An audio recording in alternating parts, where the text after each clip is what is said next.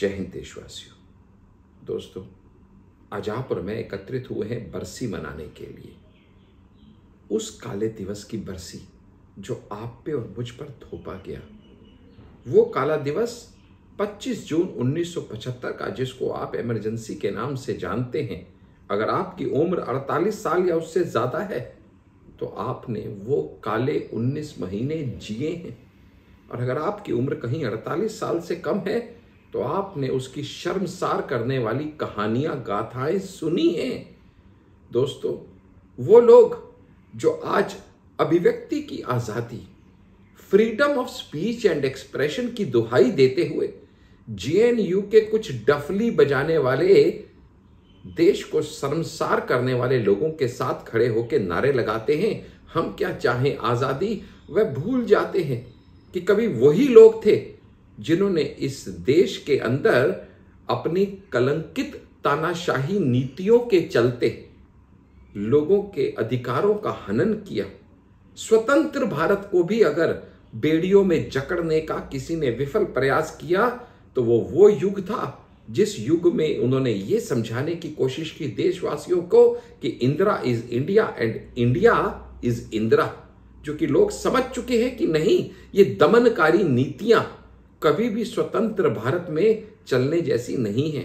ये होना ही नहीं चाहिए था पहली जगह पे, लेकिन फिर भी सिर्फ अपने हित को सर्वोपरि मानते हुए देशवासियों के अधिकारों का जो हनन किया गया, जो दमनकारी नीतियां उन पे थोपी गई और जिस तरह से उनके मानवाधिकार का हनन किया गया, वह सच में विश्व भर में शर्मनाक करने वाले कृत्य थे उस समय के कांग्रेस सरकार के, जो समझते थे कि Congress is country and country is Congress.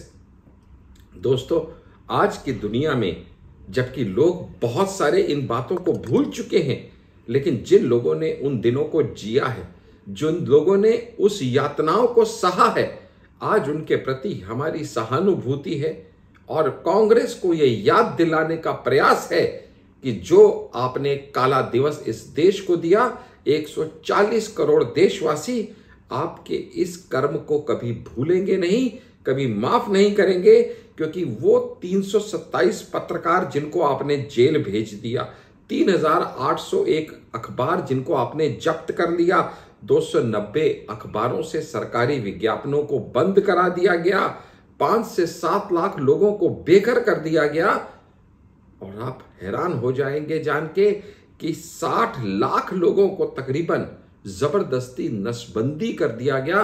वो काला युग जो हमेशा एक कलंक के रूप में स्वतंत्र भारत के माथे पे आपने जड़ दिया, उसके लिए ये 140 करोड़ का देश कभी आपको माफ नहीं करेगा।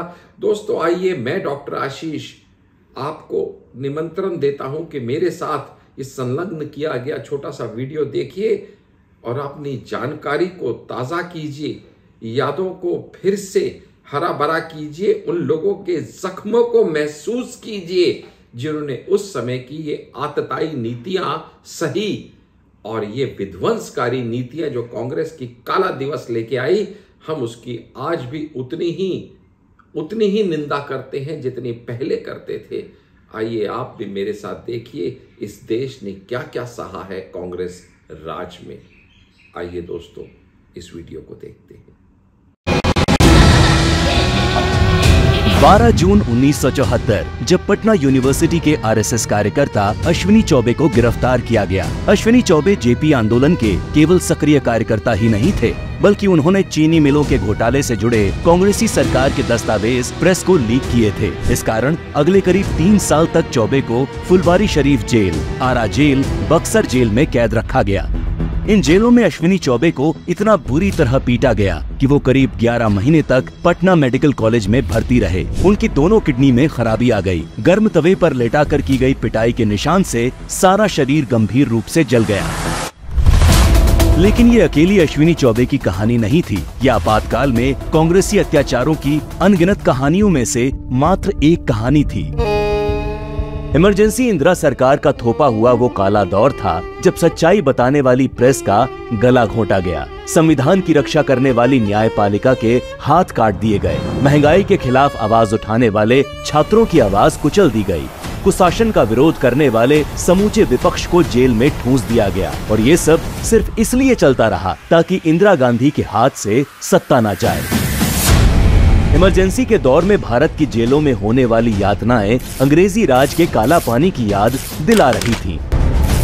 इंदिरा गांधी का सबसे ज्यादा गुस्सा छात्रों पर फूटा, क्योंकि छात्रों के नवनिर्माण आंदोलन की वजह से ही गुजरात के कांग्रेसी सीएम चिमन भाई को इस्तीफा देना पड़ा था। वहीं बिहार छात्र संघर्ष समिति भी इंदिरा गांधी के लिए सरदर्द बनी हुई थी। इसीलिए आपातकाल के दौरान इंदिरा सरकार ने सबसे भीषण दमन छात्रों का ही किया। छात्र संगठनों को प्रतिबंधित करके छात्र नेताओं को जेल में ठूंस दिया गया, जहाँ उन्हें पुलिस या ज्यादतियों का शिकार होना पड़ा। तब के दिल्ली छात्र संघ अध्यक्ष और एबीवीपी के नेता 22 साल के अरुण जेटली जी को भी 19 महीनों तक तिहाड़ जेल में रखा गया, जहां उन्हें खाने के लिए मक्खियां तैरती पानीदार दाल और अधपकी रोटियां दी जाती थी। दिल्ली के जसवीर सिंह को उल्टा करके इस तरह पीटा गया कि चोट के प्रमाण न रहे। रेलवे ट्रेड यूनियन नेता जॉर्ज फर्नांडिस के भाई लॉरेंस फर्नांडिस को इतना पीटा गया कि वो सालों तक सीधा खड़ा नहीं हो पाए। इस दौरान किश्तया गौड़ और भूमया तक को फांसी दे दी गई। मीसा और डीआईआर कानून बनाकर लाखों लोगों को जेल में डाला गया, जहां बर्फ की सिल्लियों पर लेटाकर सत्याग्रहियों को पीटा जाता था। उनकी उंगलियों पर कुर्सी रखकर उस पर बैठा जाता था। बेहोश होने तक चाबुक से घंटों पीटा जाता। कई कई दिनों तक भूखा प्यासा तड़पाया जाता और इस दमन के खिलाफ कहीं आवाज नहीं उठाई जा सकती थी। सिर्फ आम जनता ही नहीं, विपक्ष के बड़े नेताओं को भी इस सरकारी दमन का शिकार होना पड़ा। 25 जून 1975 को जयप्रकाश नारायण ने दिल्ली के रामलीला मैदान में करीब 1 लाख लोगों की जनसभा को संबोधित किया, जहां उन्होंने कांग्रेसी सरकार को चुनौती देते हुए सिंहासन खाली करो की जनता आती है नारा लगाया। इस सभा से इंदिरा गांधी इतनी घबरा गईं कि तुरंत जेपी समेत सभी प्रमुख विपक्षी नेताओं को गिरफ्तार करने का आदेश देते हुए उसी रात देश पर आपातकाल थोप दिया गया। इमरजेंसी के दौरान जेपी का स्वास्थ्य तेजी से खराब होने लगा। कैद के दौरान ही उनकी दोनों किडनी खराब हो गईं और उनके इलाज में बरती गई लापरवाही आज तक जांच का विषय है। आपातकाल की वजह से जेपी की रिहाई के लिए भारत में खुलकर आंदोलन चलाना असंभव था। इसीलिए ब्रिटेन में सुरूर होदा ने जयप्रकाश नारायण की रिहाई के लिए नोबेल शांति पुरस्कार विजेता नोएल बेकर की अध्यक्षता में फ्री जेपी अभियान तक चलाया। जेपी की तरह ही वाजपेयी जी को भी आपातकाल के दौरान खराब स्वास्थ्य की वजह से कई महीनों तक एम्स में भर्ती रहना पड़ा। आगे भी लंबे समय तक वाजपेयी जी को आपातकाल के दौरान उपजी स्वास्थ्य समस्याओं से जूझना पड़ा। इसके अलावा मोरारजी देसाई, चौधरी चरण सिंह, लाल कृष्ण अडवाणी, विजय राजे सिंधिया, मुलायम सिंह यादव, महारानी गायत्री देवी, राज नारायण, जेबी कृपलानी, जॉर्ज फर्नांडिस जैसे नेताओं को आपातकाल के दौरान जेल में बंद रखा गया। इस कांग्रेसी दमन की सच्चाई दुनिया के सामने न आए, इसके लिए भारतीय प्रेस का गला घोंट दिया गया और यहाँ तक कि विदेशी पत्रकारों तक को देश निकाला दिया गया। बिना सरकारी निगरानी के अखबार एक भी लाइन नहीं लिख सकते थे। अखबारों के असली संपादक पुलिस अधिकारी बने बैठे थे। आपातकाल के 19 महीनों में 327 पत्रकारों को जेल, 3801 अखबार जब्त, 290 के सरकारी विज्ञापन बंद, करीब 60 लाख लोगों की नसबंदी, करीब 5 से 7 लाख लोग हुए बेघर। आज चाहे कांग्रेस अपने इस कलंकित तानाशाही इतिहास को छुपाकर कितना भी लोकतांत्रिक फ्री स्पीच की बात करे, लेकिन भारत की 140 करोड़ की जनता इस कांग्रेसी दमन को न भूलेगी न माफ करेगी।